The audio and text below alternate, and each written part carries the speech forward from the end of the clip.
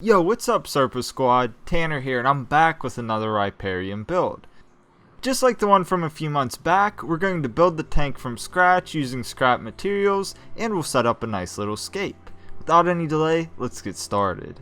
Before we can do anything, we have to build the tank. That's not too difficult of a process, but like most things, it's easier said than done. Like the previous one, this one will be made exclusively with recycled materials from previous projects. As such, I started by making some measurements on a piece of 1/4 inch thick glass from a repurposed 10-gallon aquarium. After making and marking for my measurements, I used a straight edge as a guide to score the glass with a glass cutter. The glass was then placed along the edge of a board and snapped clean. We can't stop there though, we need 4 more panes of glass. Luckily, I already have 2 cut to the right width from a previous build, so we use these for the front and back in their current state. As you can see, the back piece is slightly taller than the front, and that's what I was going to cut anyway, so it worked out perfectly. My plan was to make a more unique tank, and having glass cut like this will help me do exactly that. Now let's address the side panels. I cut out 2 pieces of glass to the height of the back piece of glass, which again is taller than the front. Then they were cut to the appropriate width. When making my calculations, I had to account for the thickness of the front and back panes of glass, which equal 1/4 of an inch. From there, I measured the height of the front piece, accounted for it on the side pieces, and scored them at an angle. Once scored, they could be snapped along the line. With all of that out of the way, I ended up with the 5 pieces of glass that you see here. They're definitely not perfect, but they're good enough for the task at hand. We could go on to make the tank as is, but it's dangerous to work with the glass because the edges are really sharp. As such, I sanded the edges of the glass using 2 grits of sandpaper. First, I went over everything with 60 grit and then 120 grit. You could go directly to the finer grit without issue, but I usually like to work my way up.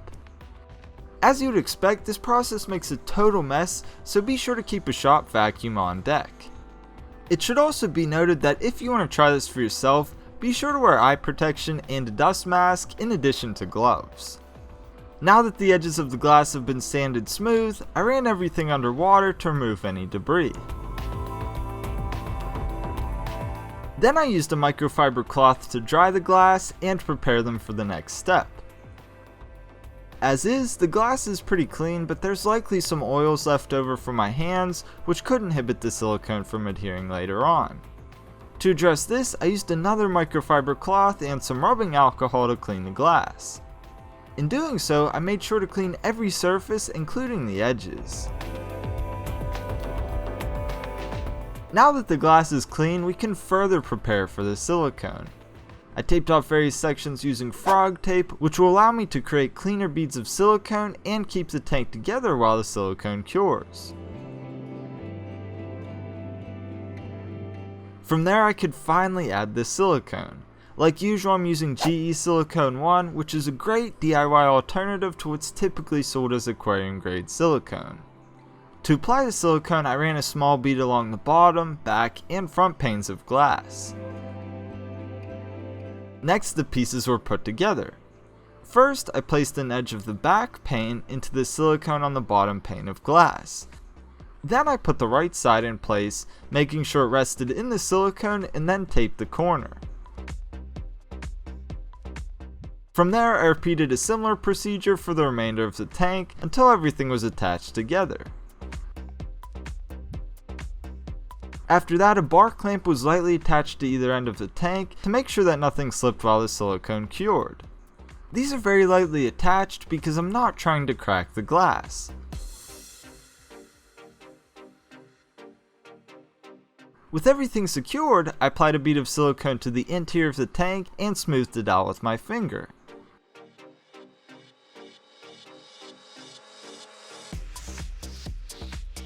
Next, the tape was removed from the interior of the tank, and I let everything sit for 24 hours to properly cure.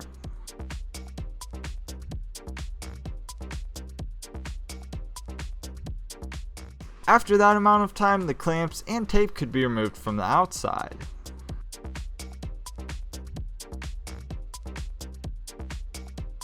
In its current state, the tank is pretty messy with excess silicone.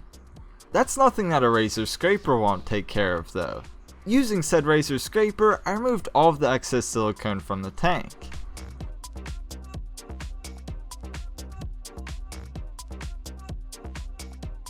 Once clean, I gave the tank a quick rinse under some water and dried it with a microfiber cloth.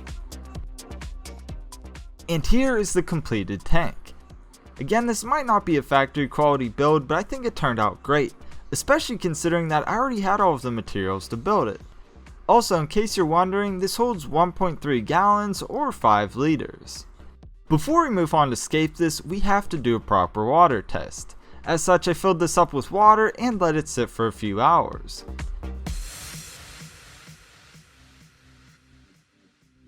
Now let's move on to set up the tank. The first thing that I did was set down a piece of egg crate.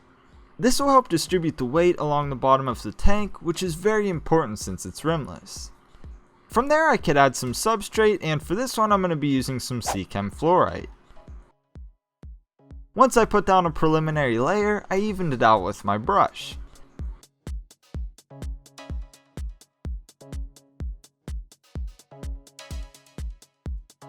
It's finally time to bring this tank to life with some hardscape.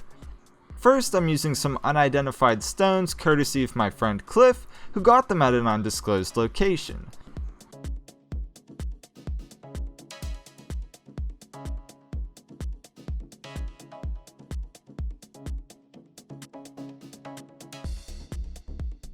Once I got these situated in a way that I liked, I proceeded to add some manzanita wood.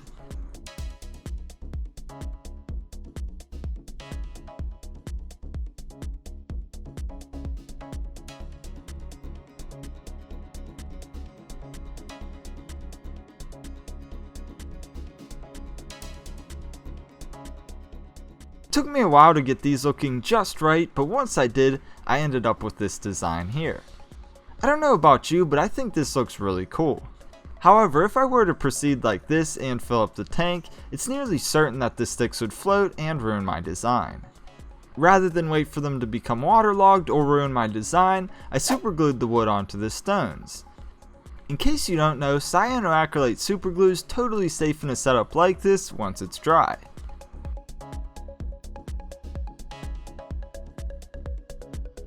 Once I finalized the hardscape, this is what I ended up with.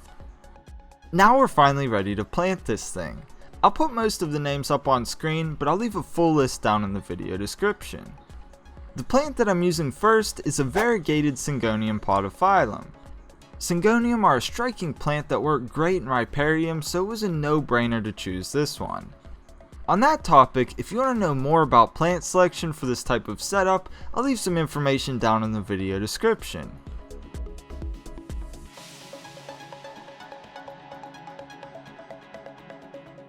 After getting the Syngonium situated, I added some more fluorite to the back of the tank. This will help create a better perspective in the scape and make it easier for me to plant the background plants. Like before, I used a brush to work the substrate into the setup. From there, I proceeded to plant some rabbit's foot fern among the branches.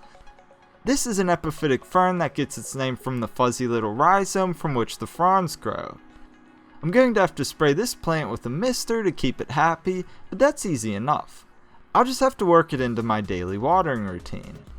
That said, I wouldn't be surprised if this plant doesn't work out in the long run, but I figured it was worth experimenting. Next up are a few segments of Alternanthera for the background. The little wrinkled leaves on this one will really add some great textures to the setup. The plants themselves are also fairly bushy, so they should help fill in some of the space. Next up are a few segments of Hemigraphis alternata, or the purple waffle plant. This one has some cool texture in the leaves, but more important is the purple coloration on the underside. This plant might not do so well at first, but long term they do really well once established in a riparian setting. Then I moved on to plant some Cryptocoryne wendtii bronze in the water area. Obviously there's no water in here yet, and these minuscule plants aren't doing much for the setup, but given enough time they'll surely be one of the best plants. Let's move back up to the sticks and plant some air plants, more specifically Tillandsia ionantha red. I first tested their placement and then superglued them onto the twigs with a dab of glue. I'm sure some of you out there are saying, how are you going to water those now that you glued them to a stick? Well, in nature, people aren't going around dipping their air plants into water to keep them hydrated. All that you have to do is simply spray the plant with some water once it turns white, which I suspect will probably be about every other day. In case you didn't know, the finer the leaves on the air plant, the more frequent that they need misted. Enough on that though. Now we have to add the piece de resistance, the moss, and liverwort. For this one I'm using some badge moss and liverwort that I sourced from my backyard. Both of these do very well fully submerged underwater. I also added a few miscellaneous stem plants which will act as accent plants. Next I placed the tank in a location where it can get established.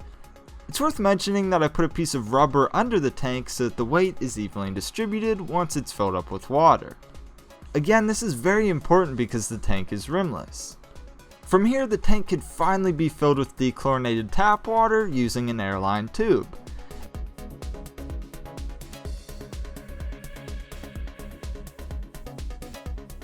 After that I gave the plants a good misting, which I'll do once a day from here forward. Lastly, I added some Salvinia Minima to the water area, which completed the setup.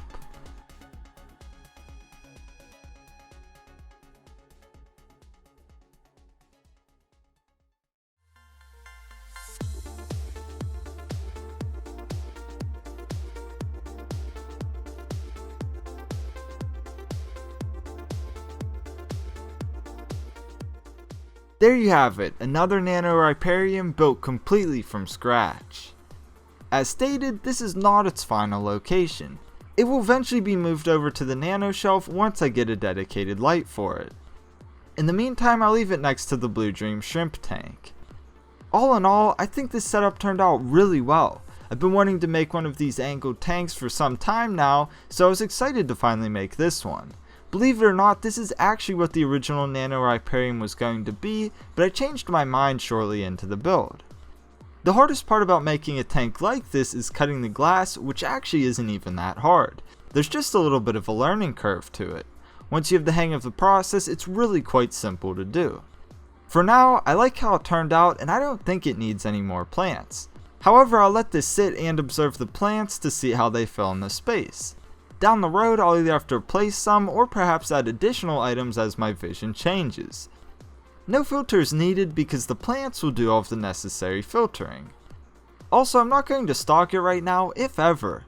I know everyone's going to say add shrimp, but I really don't think a gallon of water is suitable for anything other than snails, copepods, seed shrimp, or other things like that. Snails will show up on their own anyways, and I'll patiently wait for them. For the time being, I really don't have much of an interest to stock this. Additionally, I'm sure I'll get a lot of questions about maintenance. Something like this simply needs topped off with clean water, since existing water will evaporate from the open top. I will do water changes here and there, but they're really not as necessary as, say, a traditional aquarium. Also, since I'm misting the plants daily, new water will be continuously added to the tank, and it's almost like a constant top off. So there's a brief overview of the final product. Now it's time to sit back and enjoy it. We'll revisit it in the future once it's grown in and moved over to the nano shelf. I'm curious, what do you guys think about this riparium? I know that making stuff like this can seem daunting, and I also know that many of you haven't tried yet because you're afraid to fail. Getting good definitely doesn't happen overnight, but with a little practice and patience, you could easily replicate and maintain something like this. I know you can, but you have to give it an honest try. And with that nugget of wisdom, I'm out of here, Serpa Squad. As always, if you liked the video and wouldn't mind giving it a thumbs up, it will help promote this video and support the channel as a whole. Also, if you're new here and want to see more content like this, be sure to subscribe and join the Serpa Squad so you don't miss out on future projects. Anyways, thank you for your continued support, and I'll catch you on the next one. Peace.